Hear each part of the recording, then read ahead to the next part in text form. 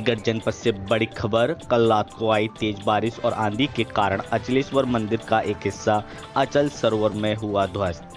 ये घटना रात 12:10 की है। सुबह सुबह जब मंदिर जाकर लोगों ने देखा तो वहां हिंदू समाज इकट्ठा होने लगा और आक्रोशित हो उठा।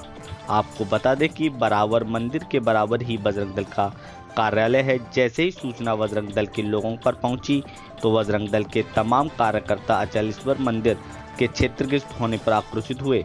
हिंदू समाज के साथ खड़े होकर नगर निगम के खिलाफ जमकर प्रदर्शन किया व नारेबाजी करने लगे। जब सुबह बजरंग दल के लोग वहां निरीक्षण करने गए तो पाया अचल ताल का बहुत सारा हिस्सा पानी में बहकर ढह गया है। बजरंग दल ने वहां पहुंचकर नगर आयुक्त को फोन किया तो उनका फोन नहीं उठा। फिर सहायक नगर आयुक्त को फोन किया तो बजरंग दल का कहना है कि उन्होंने भी कोई संतोषजनक जवाब नहीं दिया। बजरंग दल संयोजक गौरव शर्मा की हुई नगर निगम अफसरों से गहमा गहमी। इतने में हिंदू समाज ने आक्रोशित होकर मंदिर का प्रदर्शन कर मंदिर के बाहर नारेबाजी कर डाली।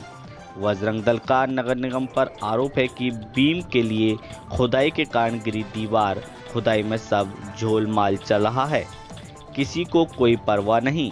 खुदाई की मिट्टी ठेकेदार ने सब बेचकर खा गए, किसी ने अचल सरोवर की सुध तक नहीं ली। जी हां, मंदिर के स्थानीय निवासियों का कहना है कि सीढ़ियों की सपोर्ट पर टिका हुआ था मंदिर।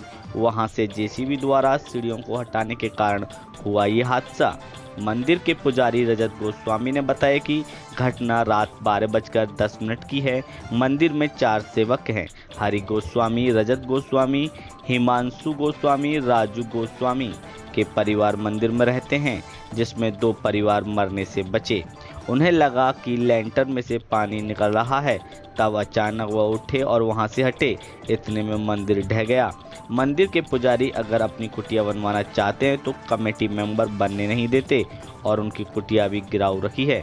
मंदिर के रास्ते बहने से सुबह 12-1 बजे तक मंदिर कमेटी ने नहीं ली मंदिर की सुध।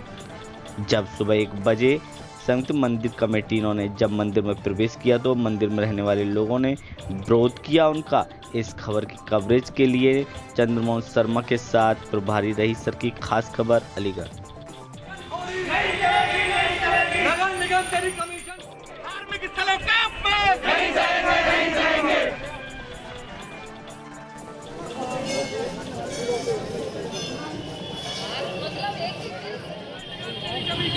नहीं चलेगी, नहीं चलेगी। हिंदू देवी देवताओं के सम्मान में तो उसके जो पश्चिम में एक कमरा और एक हॉल था और बरामदे में मूर्तियाँ थी हनुमान जी की, साईं बाबा की।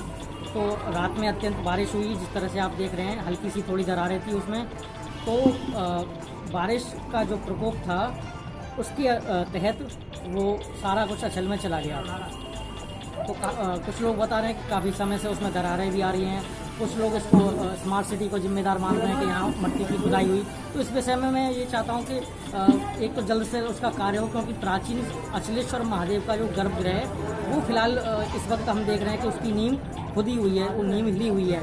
तो निश्चित रूप से सर्वप्रथम हमारा कार्य होना चाहिए गर्भगृह की सुरक्षा करना एवं उस दीवार का पुनर्निर्माण करना और साथ ही साथ इस विषय की गंभीरता से जांच करना कि आखिर इसका जिम्मेदार कौन है। क्या मंदिर प्रबंधन कमेटी है या नगर निगम है या स्मार्ट सिटीज़ का जिम्मेदार है। तो निश्चित रूप से ये है बहुत बड़ी जांच का विषय है, क्योंकि अचलेश्वर इसमें नगर निगम जिम्मेदार हो सकता है, लेकिन उससे भी प्रथम कहीं ना कहीं मंदिर प्रबंधन कमेटी का भी इसमें उत्तरदायित्व बनता है।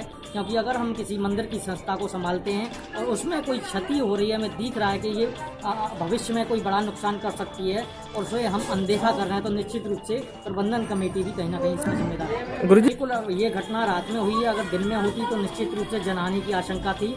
लेकिन ये महादेव बाबा की अत्यंत कृपा है कि उस जगह में रात्रि के बावजूद 8 लोग शयन कर रहे थे, सो रहे थे। अचानक से ही वो लोग बाहर आए हैं, उन्होंने कुछ आहट सुनी है, उनके बाहर निकलते ही पूरी जो इमारत थी धराशायी हो गई। तो निश्चित रूप से बाबा महादेव जी के आशीर्वाद से उन लोगों का जीवन बचा। बिल्कुल ये चिंता का विषय इसलिए है क्योंकि अचलेश्वर महादेव हमारी आस्था, यही मांग होगी कि सर्वप्रथम जो गर्भगृह है उसको सुरक्षित किया जाए, उसके उपरांत इस दीवार का पुनर्निर्माण करके जो लोग निर्वासित हुए हैं, जिन लोगों के कमरे टूटे हैं, उन लोगों को पुनः उनकी जगह, उनकी छत वापस बनाकर दी जाए।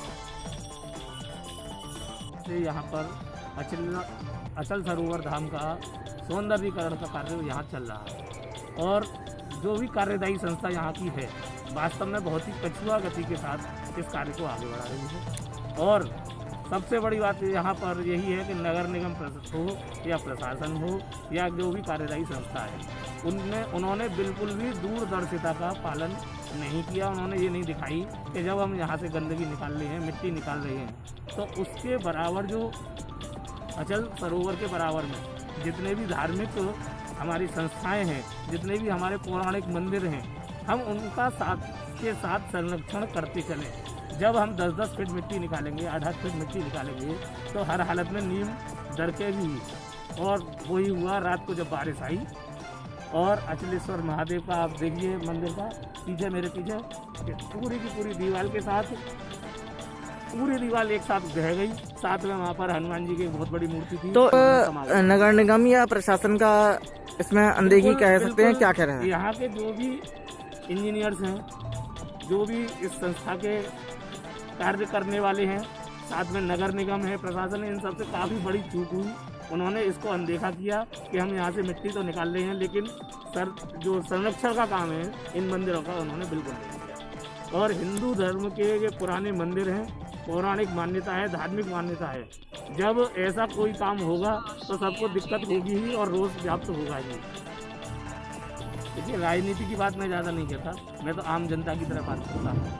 कार्य जब प्रशासन करा रहा है, साथ में नगर निगम की टीम करा रही है, जो भी कार्यदायी संस्था है वो करा रही है, आम जनता को चाहिए। लेकिन सौंदर्यीकरण के नाम पर खानापूरी हो रही है। मैं साफ बता रहा हूँ, जिस तरह से पश्चिम बंगाल में हुआ अभी, बीजेपी सरकार आते आते निकल गई।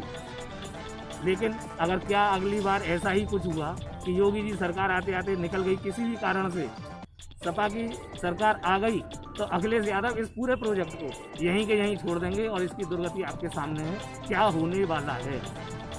हर हालत में अचल सरोवर की दुर्दशा और भी ज़्यादा और ज़्यादा से ज़्यादा दुर्दशा हो जाएगी। तो मेरे प्रशासन से यही मांगे कि शीघ्र से शीघ्र इस अचल सरोवर का कार्य, सौंदर्यीकरण का कार्य पूरा किया जाए।